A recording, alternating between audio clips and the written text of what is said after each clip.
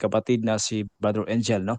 At sa pagkakataon pong ito ay ako po yung magbibigay po ng topiko, no, sa oras na ito. At i-share ko lang, Brother Janto, itong presentation ko para makita po, no, ng lahat ng mga partisipante, no, lalong-lalo na sa mga nanonood natin. So gagawa tayo ng paraan para ma-share po natin itong ating kaunting inihanda, no. Muli po, ito inyong kapatid na si Brother Kenneth mula po dito sa Diocese of Pagadian, no. Kami po dito sa Pagadian ay wala pa po kaming obispo, no. At ang amin lang po ay apostolic administrator, na si Archbishop Martin Humuwad. At pag ibisali niyo po, no, sa matatawag natin sa inyong mga panalangin na kami po ay mabigyan, no, ng obispo, no, sa darating na mga panahon upang kami po ay ano talaga, no, mas malawak, no, maging malawak po yung aming gagawin, no, lalong-lalo na sa pag-evangelize, no, sa ating mga kababayan, no. So sa punto at sa gabing ito ay ipapakita po namin sa inyo itong kaunting sagot natin, lalong-lalo na sa mga nanonood ngayon. At marami po yung nag-preach din po, no, lalong-lalo na sa tinatawag po natin na itong celebration po natin, no, sa araw na ito, celebration po ng tinatawag po natin na Valentine's Day. So ngayon po Valentine's Day at marami po mga nag-share na sa social media na medyo hindi po makatotohanan, no, yung kanilang mga ginagawa. At hindi po makatotohanan yung kanilang isinishare din sa social media. At atin po itong bigyang linaw sa punto at sa gabing ito, mga kapatid at mga kaibigan. So teka lang ha, isi-share natin ang ating presentation. Pasensya po, ano, medyo nakakapapo tayo sa pag-share nito. Brother Dando, ipasa ko na lang sa iyo. Pwede na ba, Brother Dando? Pasa Para ang ano? yung presentation ko, yung ano natin, PowerPoint, Brother Dando. PowerPoint? Teka lang ha. Yan. Teka. Ito. Nakita niyo ba itong naka-open, Brother Dando? Nakita na ba? Yes, kita naman. Ayan. So, yan po yung ating presentation sa gabing ito, mga kapatid at mga kapuntos. So ito po yung ating tatalakayin, no? Sapagkat iba't iba po yung mga interpretasyon ng ating mga kaibigan mula po sa ibang panampalataya, no? Selebrasyon ng Valentine's Day sa demonyo daw umano. So ito yung kanilang isinisiwalat dyan sa social media. At bago yan, atin muna pakinggan po yung kanila pong mga mensahe, yung kanila pong pinagsasabi. Huwag na huwag kang magse-celebrate ng Valentine's Day. Lalong-lalo na kung ikaw ay isang Kristiyano at galing sa Biblia ang pananampalataya mo. Sa video na ito ay malalaman mo kung ano ang nakatagong sikreto ng karumal-dumal at malagim na katotohanan patungkol sa Valentine's Day. Ngayon, alamin natin kung saan nga ba nagsimula ang Valentine's Day. Ang Valentine's Day po ay nagsimula sa isang pagan celebration. Ang fiestang ito ay tinatawag nila Lupercalia. Ang Lupercalia ay isa pong ancient Roman festival na sineselebrate tuwing February 13, 14, and 15. Nasa gitna po yung February 14, so 3 araw po ito. Isa po itong karumal-dumal na festival, napaka-violente at madugong festival. Masasabi mong hindi na talaga siya makatao. Una sa lahat, meron... Yan, yun yung kanilang pinagsasabi, mga kapatid at mga kaibigan. So medyo mabibigat na argumento yung kanyang binabitawan. Unang-una, sinabi niya na ito yung kanyang maling turo na ating itutuwid sa punto por punto sa gabing ito, ha. Sabi niya, karumal-dumal umano ang katotohanang dala, no, nito, mga kapatid at mga kaibigan. At ano yung mga karumal-dumal na katotohanan ng Valentine's Day? Sabi niya, ang Valentine's Day daw ay nagmula sa isang pagan celebration. So isang pagano umano itong selebrasyon, mga kapatid. At ang fiestang ito ay tinatawag umano na Lupercalia, na isang ancient Roman festival na siniselebrate bawat February 13, 14 at 15. So ito yung sasagutin natin. Ang pagdiriwang na ito ay nakasentro umano sa Diyos-Diyusan na si Lupercus. So mayroong kasabihan, kapag hindi po natin ito sasagutin, baka magdududa yung mga, o baka magdududa at mas lalo pa itong i-share ng mga kaibigan natin na anti-Catholic at sasabihin nila yung ating celebration ay pagan o pagan in origin. Itong celebration po ng Valentine's Day. At ang feastang ito ay atin umanong binigyang halaga itong Diyos-Diyosan na si Lupercus, at ito tinatawag na Lupercalia sa isang ancient Roman festival. So itong mga argumentong ito ay sasagutin po natin, no, sa tulong po ng ating Panginoon sa punto por punto, at atin din po itong klaruhin, mga kapatid at mga kaibigan. At una, sa ating narinig kanina o ating nadiskubrihan mula sa sa kanilang mga paraan, no, sa pag-preach, mga kapatid. Una, walang tinatawag na sources na ginamit. Ano yung sources? Walang libro ni isang libro na ginamit na magpapatunay sa kanyang pinagsasabi. So kung walang libro, sabi nga ng ating mga kamputlos dito, ito ay opinion lamang. Ito ay misleading na opinion na kung saan, kung pakinggan mo, ma-mislead yung publiko, lalong-lalo na yung mga Katoliko na hindi alam ano yung tunay na history, sapagkat maling konklusyon yung kanyang ginamit at walang sources ni isa na libro na kanyang ginamit sa naturang akusasyon. Ano yung akusasyon?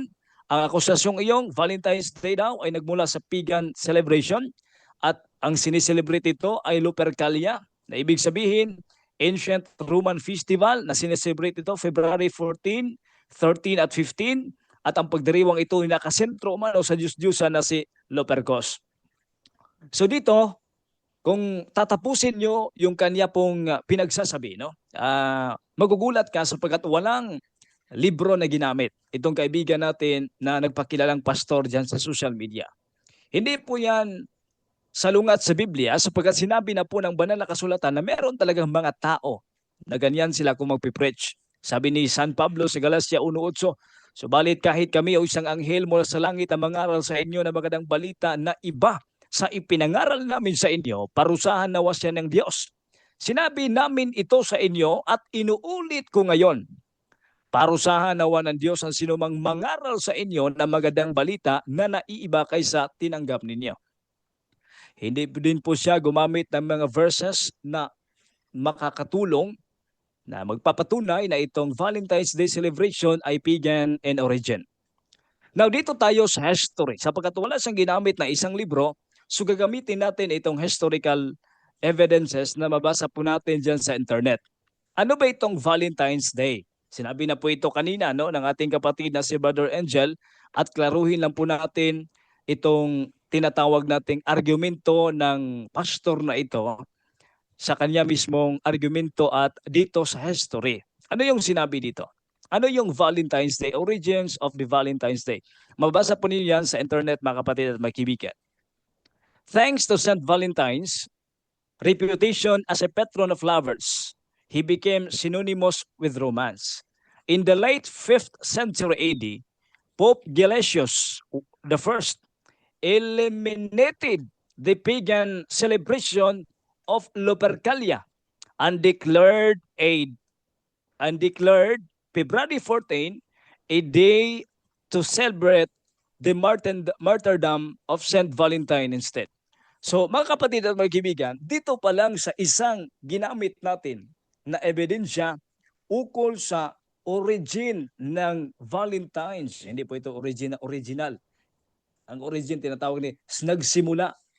Saan nagsimula itong Valentine's Day celebration? Sinabi dito, St. Valentine's reputation as a patron of lovers, he became synonymous with romance.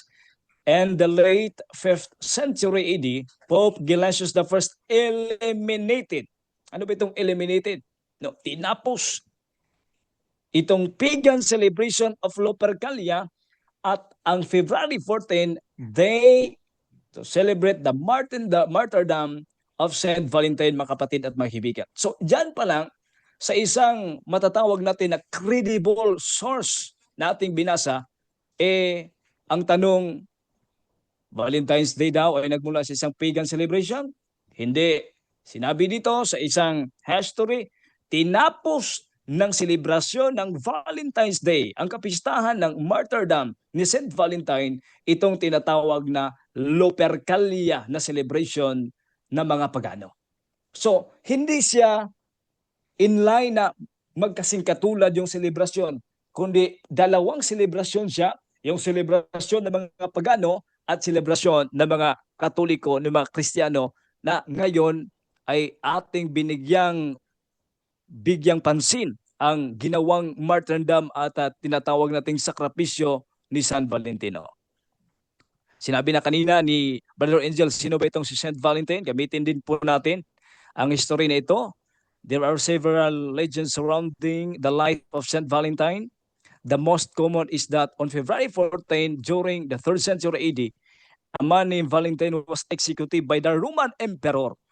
So pinatay siya sa Roman Emperor na si Claudius II after being imprisoned. Napriso siya, no? At assisting persecuted Christians and secretly marrying Christian couples in love. Kinakasal niya yung mga hindi kasal sa kanyang kapanahunan, kaya nagalit itong emperor na si Claudius II. So kahit paman nakapreso si Saint Valentine, hindi nakapreso ang pananampalatayang Katoliko. Patuloy niya itong ipinaglaban by his deeds and by his words, kung saan kahit siya ay papatayin, no? Ay siya ay nanatiling tapat sa pananampalataya at siya ay binigyang parangal ng ating simbahan sapagkat hindi po kinalimutan ng ating simbahan ang sakripisyo ng bawat isa sa atin, no? So dito, mga kapatid at mga kaibigan, ito yung tunay na history, hindi yung history ng ating nakikilalang pastor kanina na ating narinig. Ano ba itong Lupercalia? Dito tayo sa Britannica. Lupercalia, ancient Roman festival that was conducted annually on February 15. Hindi pala February 14. Ito namang pastor na ito, no? Ganito ba talaga mag-research sa itong mga kaibigan natin? Sabi niya kanina, ito umanong Lupercalia, isang ancient festival, Roman festival, February 14 umanto. Bukas pa pala ito. No, hindi pala ngayon. February 15 under superintendence of Corporation of Press called Luperce. No, ito, mga kapatid na mga kaibigan, ibig sabihin sa pizza pa lang bagsak na. Paano nag-celebrate tayo ng Lupercalia? Ang Lupercalia pala na celebration bukas pa, February 15, yung Valentine's Day. Ngayon natin i-celebrate, mga kapatid at kaibigan. Therefore, magkaiba. Magkaiba, no? So, ito siguro ang dapat nating pagtuon ng pansin, lalong-lalo na sa mga kaibigan po natin na mga parating umuusig na talaga, no, sa simbahan at wala namang mga references na ginamit. Anong pizza nito? February 15. Ang celebration natin, February 14. Ayon sa history ng ating ipinakita ngayon, mga kapatid at mga kaibigan. So ganito talaga mag-mislead itong mga preacher, no, na dapat natin itong sasagutin. Kaya pasalamat po tayo sa punto por punto na ganito yung eagerness ng ating mga kasamahan na sagutin ang ganito mga paninira sa social media. Una, tandaan natin na mayroong kaibahan. Walang Katoliko ang nagdiriwang ng Valentine's Day para ipagdiwang ang Lupercalia. Meron bang Katoliko na nag-celebrate ng Valentine's Day at pinagdiriwang din natin yung Lupercalia?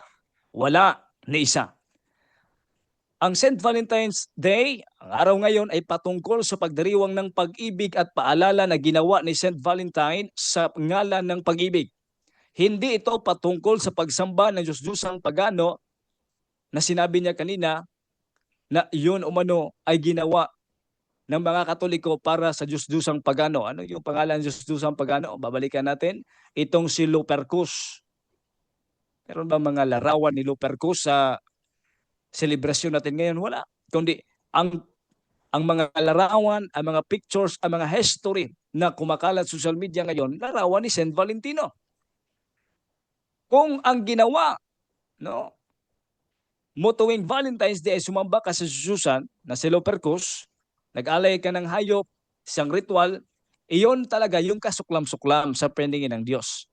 Iyon talaga yung ipinagbawal, iyong tinatawag na Lupercalia. Wala naman tayong selebrasyon ng Lupercalia.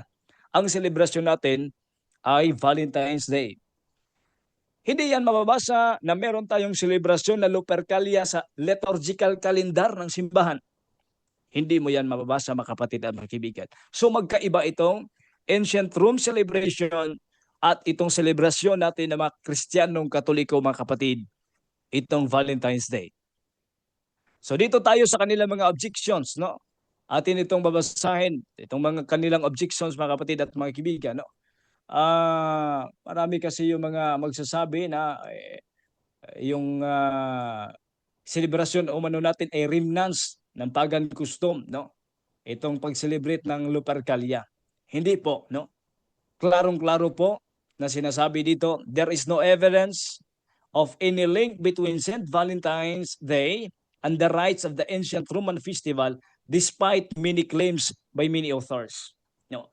Maraming mga nagsasabing mga historian pero hindi talaga lumusot yan sa mga history na tinatanggap, mga kapatid, natin ngayon, lalong-lalo na sa mga historical books, kundi mga merely opinion lamang po yan. Wala po yung ebidensya na itong Valentine's Day ay in line ng ancient Roman festival, kundi magkaiba po. At tinapos natin, hinarangan natin itong selebrasyon ng pagan sa ating selebrasyon po ng Valentine's Day. Lupercalia survived the initial race of Christianity and but was outlawed. Ibig sabihin, banned. Ibig sabihin, tinapos. It was deemed unchristian at the end of 5th century. So, ibig sabihin, unchristian itong Lupercalia.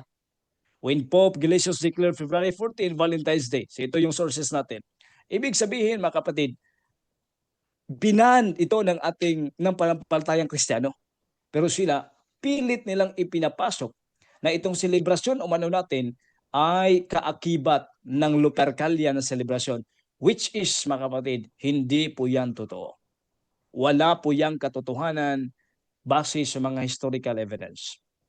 Tanong natin sa mga anti-Catholic siguro na dapat nilang sagutin. Una, saan sa history o standard references na ang Valentine's Day ay isang pagan tradition?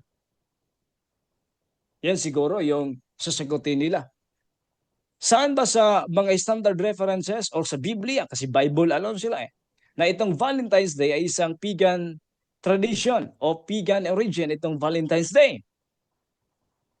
No? Challenge natin lang sa kanila. Pangalawa, paano naugnay ang Valentine's Day sa paganism? The fact that the pagan festival Lupercalia is traditionally celebrated February 15, but itong Valentine's Day, February 14. In fact, ang pizza pa lang, the dates 14 and 15, hindi siya mag-coincide. Hindi siya the same. So, big sabihin, meron talaga silang pilit na gustong ipasok, mga kapatid at mga kaibigan, para lang sa kanilang sariling kapakanan. Hindi yung welfare ng buong pananampalataya na dapat i-preach, kundi welfare sa sarili lamang, mga kapatid, para siraan yung simbahang Katoliko. No? Challenge natin lang sa kanila, saan sa history standard references na itong Valentine's Day celebration ay isang pagan tradition o isang pagan origin. Pangalawa, paano nila ma-reconcile ito? February 15 itong Lupercalia, but celebration natin February 14. Hindi coincide. Ganyan, no? Ganyan mabibisto at mabubuko itong mga kaibigan at mga kapatid natin. Look at February 14. Sinabi na ito kanina ng ating kaibigan si Brother Angel, ating kapatid. Date of modern Valentine's Day is simply based on feast of day of Saint Valentine, who was martyred, was killed due to faith, dahil sa pananampalatayang Katoliko. Wala pa sila nito eh. Wala pa mga protestante dito. 2nd century pa ito eh. No, kaya, bakit hindi sila nag-celebrate? Eh, wala pa naman sila dito. Hindi naman nila kasama si Saint Valentine. Kaya, kumukuha lamang sila ng mga maling sources o wala ngang sources na kinuha para laitin ang ating selebrasyon. Pero mga kapatid at mga kaibigan, bakit hindi sila nag-celebrate? Kasi hindi nila kasama si Saint Valentine. Wala silang karugtong. Wala pa sila sa 2nd century. Ang nandyan sa 1st century, 2nd century, yung simbahan ng simbahang Katoliko. Kaya hindi sila makapag-celebrate. Napakasimple, no? Ng interpretasyon. Bakit wala silang celebration? Hindi nila kasama si Saint Valentine at hindi nila karugtong at wala pa sila sa 2nd century, mga kapatid at mga kaibigan. Bakit ba hindi sila gumagamit ng mga history? No? Yun nating sasagutin din po. Pero sinabi ni Brother Angel kanina, ito yung turo ng ating simbahan, mga kapatid at mga kaibigan, no? Na dapat nating pagnilayan. Itong Catechism of the Catholic Church number 2353, fornication is a carnal union between an unmarried man and unmarried woman. It is gravely contrary to the dignity of persons and of the human sexuality, which is naturally ordered to the good of his spouses and the generation of education of the children. Moreover, it is grave scandal when is corruption of the young. Ibig sabihin itong fornication, mga kapatid, itong premarital sex, mga kapatid, isa talaga itong kasalanan. At nakakabahala sapagkat sa survey na lumalabas sa Pulse Asia, marami sa Pilipinas na mas gusto nila na live-in lang compare sa kasal. Dapat ito yung ating i-tackle sa social media, no? Na mga kung tunay sila na preacher, ito yung i-tackle nila. Paano ma-change itong mind ng ating generation ngayon na gustuhin lamang nila na live-in compare sa wedding o itong kasal o marriage. No? So, dapat dito tayo magkakaisa. Paano ito maibsan itong napakataas na survey na halos 56% ayon sa Pulse Asia na lumabas na survey. No, nakakabahala ito, mga kapatid at mga kaibigan. Pero nanatili itong turo ng ating simbahan, no, na dapat nating pagnilayan at dapat nating isiwalat. Bakit nga ba sa mga preachers natin, na mga kaibigan, putak na ng putak, wala namang ginagamit ng mga history? Klaruhin natin, bakit wala silang ginamit na history? Ano ba itong history? Bakit hindi sila gumagamit ng history? Bakit ayaw nila ng history? Ang Latin nito ay tinatawag itong historia. Ibig sabihin, narrative of the past events. Itong history. Bakit sila hindi gumagamit ng history? Kasi hindi nila gusto na tututok tayo doon sa past events. Ano ito sa Greek? Tinatawag itong historia din. Learning or knowing by inquiry. Bago po nakasulat sa isang libro o bago po yan nasusulat sa isang credible na tinatawag nating aklat, merong tinatawag po tayong historiography. Ano yung trabaho ng historiography? Itong historiography, ito yung study of the methods used by historians in developing history. Ibig sabihin, hindi ka pwedeng maging historian kung wala kang background itong historiography. Merong methods na gagamitin ng mga historians sa naturang history. Hindi itong sinabi ni Pastor na story lang, hindi talaga history. At meron tinatawag na academic discipline, method and academic discipline. So bakit sila hindi gumagamit ng history? Klaruhin natin. Sapagkat sa history, meron tinatawag na primary sources at secondary sources. Bakit hindi nila mababasa na itong Valentine's Day ay pagan in origin? Sapagkat wala silang sources na magagamit. Ano itong primary sources? Primary sources provide first-hand testimony, evidences concerning a topic under investigation. Example, itong relics. Example, itong mga artifacts. Bakit tayo may fiesta ni St. Valentine? Sapagkat meron tayong relics. Meron tayong artifacts. Meron tayong original documents and manuscripts, mga kapatid at mga kaibigan. Kaya yan nakasulat Sa history, kasi merong tinatawag na primary sources na kinuha ng mga historian, doon sila nakatutok. At meron tayong tinatawag na secondary sources were created by someone who did not experience firsthand. Tayo, hindi tayo naka-experience ng firsthand information, kaya merong secondary sources. A secondary sources interprets and analysis primary sources. Kung ano yung nasa primary sources, yun yung nakarga sa secondary sources, gaya ng mga aklat, gaya ng mga historical books po natin ngayon. At bago po yan na i-publish, meron pang dalawang paraan, tinatawag na internal criticism at external criticism. Ano yung internal criticism? Kung talaga bang history ba talaga o merong opinion na nakasulat dyan. Yung internal criticism, gaano ka-authentic yung nasusulat, yung mga ebidensya na kanyang nakuha. Bakit hindi sila makakita ng history na nagsasabi na yung Catholic Church founded by man, yung Catholic Church founded by a certain Juan de la Cruz, o a Catholic Church nagmula lang sa ilang century, o yung tinatawag din nating fiesta ni San Valentino nagmula lang sa mga pagan. Bakit hindi sila makakita? Sariling opinion lang. Dahil walang historian na nagsusulat dyan, sapagkat ang historian ay merong tinatawag na academic discipline at kumukuha sila ng sources, primary and secondary sources, mga kapatid at mga kaibigan, gaya ng relics at artifacts. Kaya meron magsasabi na, pastor, sinabi ni Pastor Bacalares, bias yan. Kasi yung history Katoliko yung contributor. Yan yung kanilang claim, mga kapatid at mga kaibigan. Bakit mayroong historians? Dahil facts cannot speak themselves. Yung artifacts, yung tinatawag natin na evidences, artifacts, original documents, manuscripts, mga relics, hindi yan maka-speak. Facts cannot speak themselves. So merong mga historian. Ano itong historian? He is a person of his own who is influenced by his own context, ideology, and education. Ang historian, mga kapatid at mga kaibigan, posibleng ma-impluwensyahan siya sa kanyang research. Kahit meron siyang subjective way sa pag-research, meron siyang sariling pananaw, pero nakatuon siya sa method ng pag-research, hindi sariling interpretasyon, merong historical facts na nakakaapekto sa kanya, at yan yung kanyang isinulat.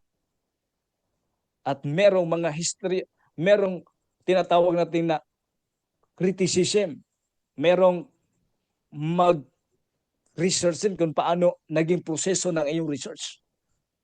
So yun yung kahalaga ng history. Bakit galit sila sa history? Dahil Katoliko daw contributor? Dahil posible na yung personal na historia na yan na-influensya sa kaniyang nakitang katotohanan. Alangan naman, pag mabasa mo, ito parang Valentine's Day ay Christian celebration pala ito. So sinulat niya at posibleng ma-influensya. Posibleng maging bahagi siya sa celebration, sapagkat alam niya na sa kanyang pag-research ay, mga kapatid, may proseso at totoo yung kanyang research. Tanong natin, bakit walang researcher o bakit walang historian na nagsabi na itong protestante founded by Christ? Bakit? Walang historian na nagsabi na itong mga protestante ay tatag ni Kristo. Bakit? Sapagkat walang sources, mga kapatid. Hindi nila makikita sa mga sources na protestante ay nagmula kay Kristo, at ang sources nila, mga kapatid, ay hindi makikita. Therefore, yung mga kaibigan natin mga protestante, doon na lang magsasabi, bawal ang history, Biblia lang. Bakit? Sapagkat hindi tutugma sa kanilang panampalataya ang history, dahil ang history ay makakatulong pala sa atin gamit ang mga sources. Kaya medyo lang ito, medyo tinatawag natin na malabo ito. Pero meron tayong tinatawag na historical methodology. historical research, itong historical research mga kapatid at mga kaibigan, no? Despite the fact that historians cannot ascertain absolute objectivity, the study of history remains scientific because of the rigor. Ano yung rigor? Ibig sabihin, yung parati, constant, no? Na kanilang pag-research mga kapatid at mga kaibigan, constant of the research and methodology that historians employ historical methodology. Comprises certain techniques, merong techniques and rules that historian follow in order. Merong historian na meron silang pina-follow sa rules properly. Utilize sources, itong sinasabi ko ganyan, itong mga sources, and historical evidence in writing history. Certain rules apply in the cases of conflicting accounts. So kung mayroong konflikto, sinabi dito na itong Valentine's Day ay mula sa origin ng pagano, at meron ding posibleng magsasabi na ito ay mula sa tinatawag natin Christian celebration. Merong konflikto sa account na yan. Mas lalaliman nila yung kanilang pag-iimbestiga kung valido ba yung historical evidence na yan. Wala silang mababasa na valid historical evidence na itong ating selebrasyon ay mula sa pagano. Kaya kung makikita po ninyo, yung mga debater po ng mga iba't ibang protestante, ayaw ng history. Kasi, no? Kasi ang history ay talagang mapapakinabangan. Kaya sabi na isang tinatawag natin na obispo, no? Yung Katoliko na paraging mag-research at paraging tatanaw at babasa ng history, hindi talaga yan maging protestante. At yung mga protestante ay parating mag-research at magbabasa ng history, posibleng maging Katoliko. Pero yung mga Katolikong ayaw sa history, posibleng maging protestante. So very useful para ang history, mga kapatid at mga kaibigan. Kaya sa sinabi kanina ng naturang mga ngaral, hindi niya ginamit ang history sapagkat walang sources. Ibig sabihin, walang katotohanan. So let us celebrate. Selebrasyon ng ating simbahan, itong Valentine's Day, base sa mga sources, base sa mga historians, ito ay ating selebrasyon, pagbibigay pugay sa Panginoon na ginamit niya by His grace na naging martir itong si San Valentino. Merong mga ikinasal. Kaya ang ating simbahan ngayon, patuloy na nagsabi, merong libreng kasal sa mga parokya. Merong libreng kasal bawat taon. Bakit? Sabagat gusto ng simbahan, mga kapatid at mga kaibigan, na yung lahat ng mga Katoliko, lalong-lalo lang yung mga nagka-live-in ngayon, na hindi pa pwedeng maglinya sa kalawatan, sa lalong-lalo Santos na Misa, pwedeng mag-attend pero bawal pa, no? Bawal sila na lilinya, no? Diyan sa Eucharist. Bakit? Sapagkat bawal sila na kukuha, no? Lilinya, kakain sa banal na katawan at dugo ni Kristo sapagkat hindi pa po prepare yung kanilang sarili. So ayan, sana ay makatulong po itong ating kaunting presentasyon, mga kapatid at mga kaibigan. Sa gabing ito, sa muli po, ito inyong kapatid, si Brother Kenneth Bustamante. Maraming salamat at mabuhay po ang Punto por Punto. Back to you, Brother Santo.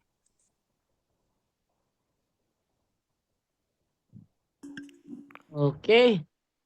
Thank you sa iyo, Brother Kenneth Bustamante, sa iyong napakaganda na topic ngayong gabi. Ito ay oo nga naman, tama nga naman, no? Walang ipinakita si J. David na evidence na konektado nga. Actually, nag-message ako kay si J. David. Hinahamon ko siya sa isang talakayan live. Patunayan niya na ang Valentine's Day ay nagmula sa Lupercalia. Pero hindi sumasagot si J. David.